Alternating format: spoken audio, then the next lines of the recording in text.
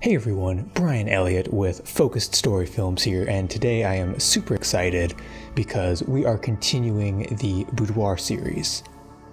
Today we're going to be diving into what to look for in a location for boudoir, some concepts to consider, and how to search for and lock down the perfect location.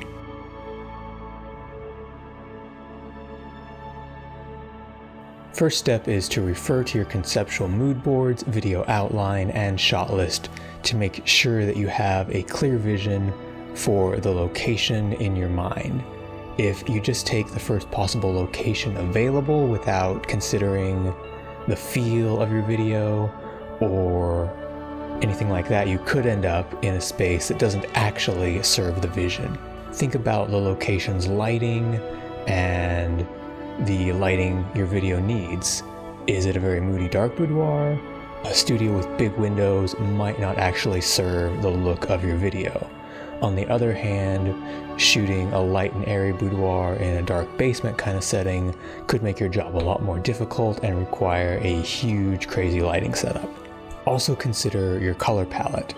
Make sure that the textures and the colors of the locations that you're looking at will complement, not clash with, the model's wardrobe. The second step is to look for a location that gives you multiple shooting angles. Ideally, I love locations where I have a full 360-degree field of options, or at least 3 different walls or locations that I can shoot against. The most recent boudoir film I shot, I was able to secure a room that I could shoot on almost any wall, almost any angle, without revealing kind of the seams of the room. That allows me to work much faster and get a larger shot variety, and it really opens up my creativity. Conversely, when I was working on a horror boudoir project a few months back, I was limited to just a few angles and options.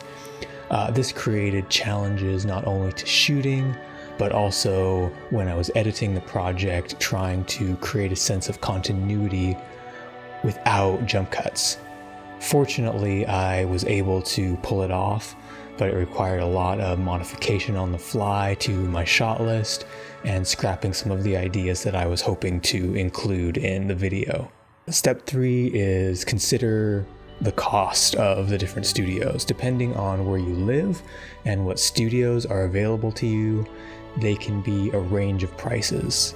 It's helpful to know what budget you're working with, how long you want to shoot, and who is footing the bill before you start really looking at different studios.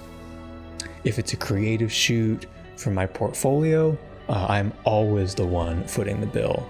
Different creative shoots may look different with different collaborators, but when I put together a shoot, I try to always bear the brunt of the expenses involved so that it's a lot easier for the models. If you're working with a client, make sure to build that cost of the rental into your price. Unlike a creative shoot, if you're shooting for a client, your objective is to make money, so you want to make sure you're not cannibalizing your profits with rental costs and that you pass that on to the client and don't take it on yourself.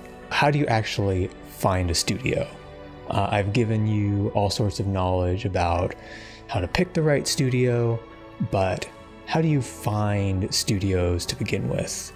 For me, this has been a real challenge at different times. I have a few ways that I use for almost every shoot.